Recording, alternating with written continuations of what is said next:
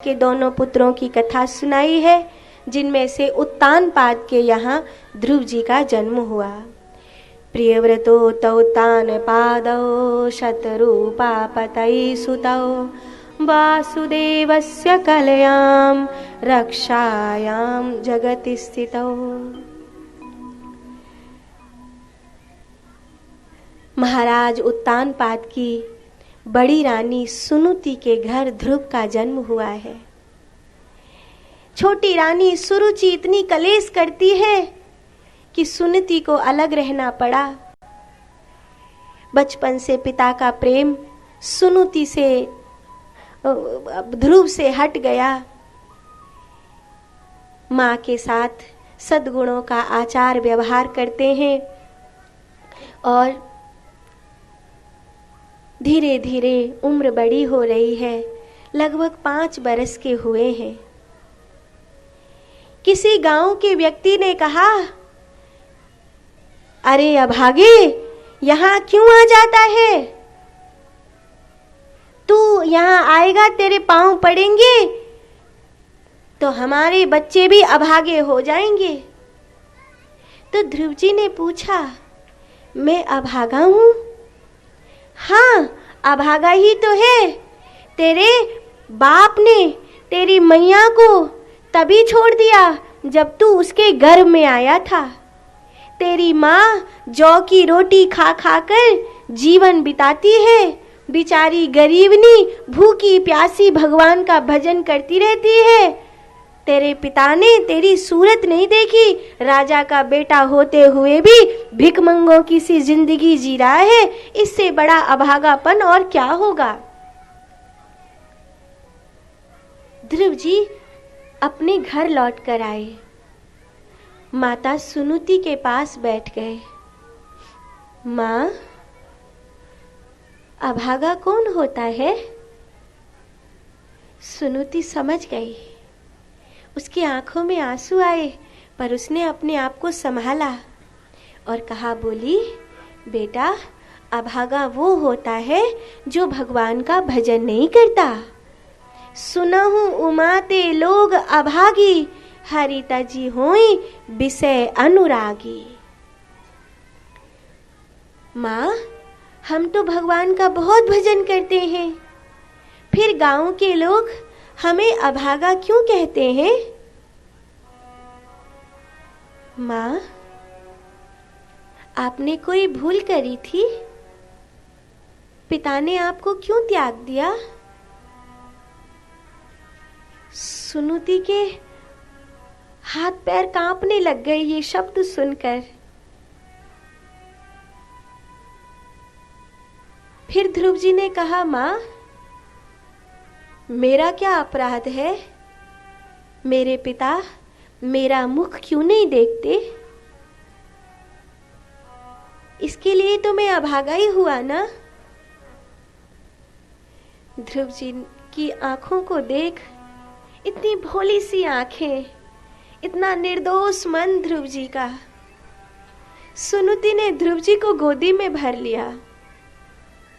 कहा, जाओ, राजमहलों में राजगद्दी पर सम्राट के रूप में बैठने वाले चक्रवर्ती सम्राट महाराज उत्तानपाद तुम्हारे पिता हैं।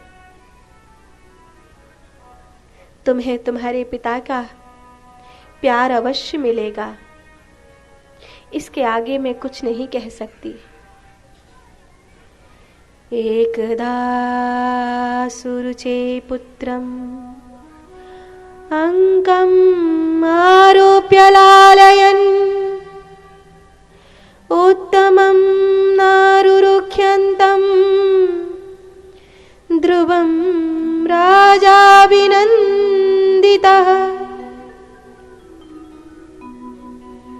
राजा उत्तानपाद सुरुचि के पुत्र उत्तम को गोदी में लेकर बैठे थे। ध्रुव जी ने आकर प्रणाम किया। सुरुचि को लगा कि इसकी माँ को तो जैसे तैसे मैंने महलों से निकाला, पर इसको बिडारना बहुत कठिन है। हो न हो ये अपना अधिकार मांगेगा, कल को राजगद्दी पर हक मांगेगा। इसीलिए इसको आज ही बिगाड़ दिया जाए तो अच्छा। अगर आज तनिक भी इसको महल में ठहरने दिया तो मैंने जो बरसों पहले इसकी माँ को बिगाड़ा था वो सब किया कराया चौपट हो जाएगा। और मैं सुनुति को जानती हूँ, वो कभी नहीं कहेगी कि सुरुचि के षड्यंत्र के कारण मैंने महल छोड़ा। वो हमेशा बिचारी अपना ही दोष कहती रहेगी और इसके पुत्र के मन में हमेशा यही बना रहे कि उसी का दोष था, इसके पिता ने इसको छोड़ दिया, यही बात बन जाए तो ठीक है। इसलिए सुरुचि ने प्रारंभ से ही टेढ़ी आंखें कर ली और कहा, अरे परतिक्ता के पुत्र, तू यहां क्यों आया है? मां, पिता की गोद में एक बार बैठना चाहता हूं, एक बार अपने पिता का प्रेम चाहता हूं। संसार में हर एक बेटा बेटी अपने माता पिता के प्रेम के अधिकारी होते हैं। मां, मैं जानता हूं कि मैं इस राज्य का बड़ा राजकुमार हूं, पर मां, मैं सौगंध खाता हूं नारायण की, मैं आपके पुत्र का हक नहीं छीनूंगा। मुझे ये राजगद्दी चाहिए ही नहीं, मुझे केवल और केवल पिता का प्रेम चाहिए, केवल और केवल पिता का प्रेम। सुरुचि कहती है, ये तेरे पिता हैं, किंतु मैं तेरी माँ नहीं हूँ, इसीलिए तुझे इस गोदी में बैठने का कोई अधिकार नहीं है। तू जा, पहले तू नारायण को मानता है ना, उन नारायण से बोल कि वो तुझे मेरा बेटा बना दे। जब तू उस अभागन का बेटा नहीं रहेगा ना, मेरा बेटा हो जाएगा, तब तुझे पिता का प्रेम मिलेगा। जब तक तू उस अभागन का बेटा है, प्रतिक्ता का बेटा है, तब तक तो तुझे बाप का प्यार भी नहीं मिलेगा। बालो असि बतनात्मानम मन्य स्त्री गर्भ संभृतम नूनम वेद भगवानस्य दुर्लभे अर्थे मनोरथाः।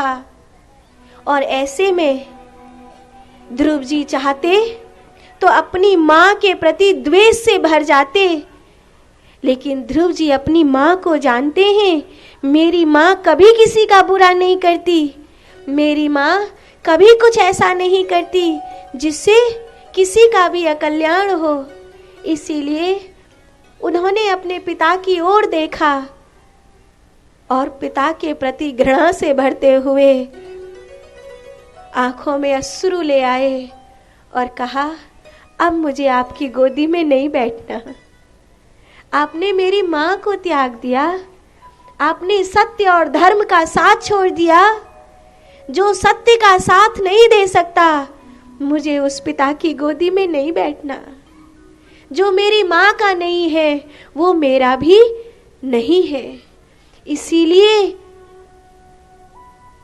नान्यदप्तम अभिसामि स्थानम बस्व कर्मणाः इच्छामि तदहम स्थानम यतन्ने प्राप पिता मम। आपके चरणों की सौगंध, मैं नारायण भक्त ध्रुव उस राजगद्दी पर बैठूंगा जो कभी मेरे पिता को भी न मिली हो, जो सदा मेरी ही हो। मैं आपसे राजगद्दी लेने नहीं आया था, मैं आपसे केवल आपका पितावत प्रेम लेने आया था। ध्रुव जी चले आए। ध्रुव जी ने पिता से बड़े बोल बोले हैं। सुनुति को ये बात अच्छी नहीं लगी। सुनुति कहती है, तुम्हारी छोटी माँ ने कुछ बुरा तो नहीं कहा था, ठीक ही कहा है, जाओ वन में जाकर भजन करो। एक नन्हे से बालक को सुनुति छाती पर पत्थर रखकर वन में भेज रही है। भगवान से कहती है, अब वो मेरा नहीं है, आपका है। अगर जीवन में मैंने थोड़ी भी तपस्या करी है तो मेरे पुत्र का साथ देना, मेरे पुत्र का साथ देना। उस समय सुनुति ने भगवान से प्रार्थना करी। ध्रुव जी ने वन में पहुँचते पहुँचते नारद जी का उपदेश ग्रहण किया। नारद जी ने ध्रुव जी को मंत्र दिया, ओम नमो भगवते वासुदेवाय। इस मंत्र को लेकर ध्रुव जी जंगल में मधुवन यमुना किनारे की ओर आगे बढ़ लिए। माँ यमुना का स्नान करके घास फूस का उन्होंने आसन बनाया।